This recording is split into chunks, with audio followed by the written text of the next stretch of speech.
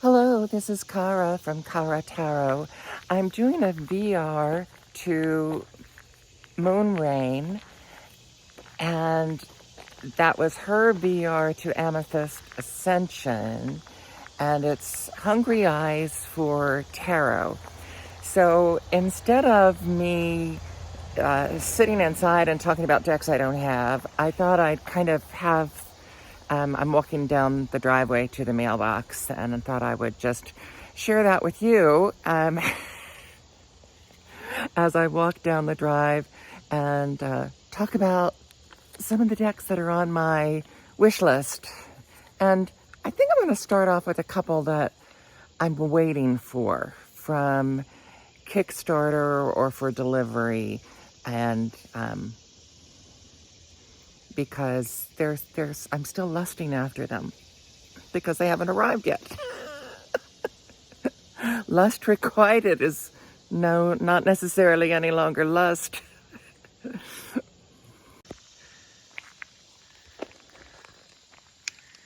So just walking along outside here. Well, how appropriate for our woodland landscape here that probably top of my list that I'm waiting for from Kickstarter is something I just backed, and it's the Secret Garden.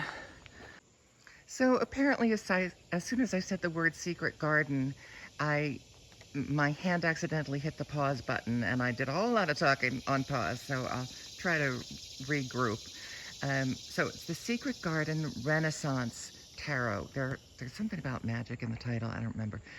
But it's one that I really think it's going to click a lot of boxes for me. In terms, it's collage. I love collage, and it has a black background. And I really do adore the illustrations. And I'm sort of reaching, after a year of heavy buying, I feel as I'm reaching a saturation point where even things that are on my wish list, I don't know if I want them anymore. And I think some of it has to do with having found this one. But of course, there are other things that will always make me laugh, or something that, and I adore things that make me laugh. Speaking of which, I'm waiting for the Moon Jube Tarot, which initially I thought was just going to be kind of a kitschy 70s pop art, fun, groovy type deck. And it just struck me as fun. But I've been seeing the individual pictures on Instagram of it, and I realize it's a lot deeper than I thought it was. They, however, are having a horrible time with their shipping. Apparently, a whole bunch of the decks were mislabeled and then have been marked as delivered, including mine, marked as delivered, but has not been received. And they were held up in Los Angeles for about a month. So I'll see if it ever arrives. It can remain in the lust category until it gets in my hand. And then just last night, oh, there's Percy. Just last night, I clicked on a Minchiati deck, which I had only seen once before. I was influenced by Happening by Chance when she showed this deck. Percy likes to leap and body slam me, so if I drop the phone, that's why, if she gets going and decides to jump on me. But it is the Francois Pailly Minchiati, or Quali if you want to say it the American way, P-O-I-L-L-Y. It's a deck that doesn't always, it photographs really well, but in videos, but on the website, it doesn't look that great. It looks kind of faded out. And I have noticed a lot of things look really sharp and clear and colorful on video that don't look so much so in person.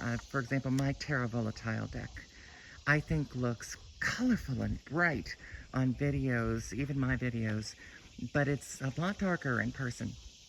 So I'll see how that one goes. But I had only seen that Minchiati deck on one other person's video. And it's interesting because I think the majors have a kind of a deep red background. So the majors are kind of set off differently. And so I'm excited to see that, and I'm Minchiati excited anyway now. I just received the dinosaur Minchiati deck, which I'll probably flip through. I have looked through it, and it doesn't have the zodiac signs, it has the planets instead, which makes it not as user-friendly for me, but that makes complete sense for a dinosaur deck. So, you know, I'll see how using that goes, and I'll probably do a video of that. It's been out for quite a while, I think since 2018. So in just a moment, I will get to my wish list. My coneflowers are in bloom, and this is something I look forward to every year. I just love these, and of course they're great pollinator flowers because they're in that kind of daisy family. So to my wish list. I will say top of my wish list is an out-of-print deck, the Majestic Earth Tarot. My problem is, you know, when they do come available, they're super expensive, and that's not necessarily, you know, I do have just limitations on what I can spend. The Mouseboat Tarot is one I think is super cute, but I have super cute decks. I don't know where it is in my priorities. The Oriental Tarot of 1845 is one that I really do like. It's unique. It's another Tarot de Marseille style deck, historic deck, but with beautiful evocative illustrations.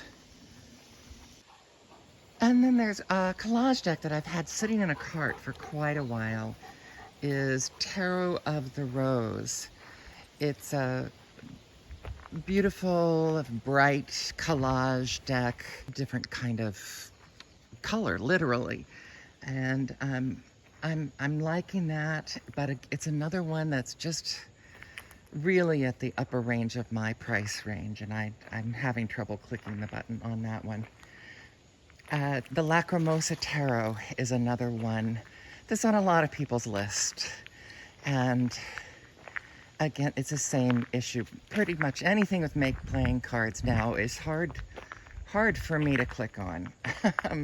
So I've got a waiting wish list there. And I think there's also an herbal oracle that I have waiting there. And speaking of oracles, I do have 3 oracles that have been on my wish list. One is called the Art Oracle, and another one is Dites-moi que tu m'aimes. I do have the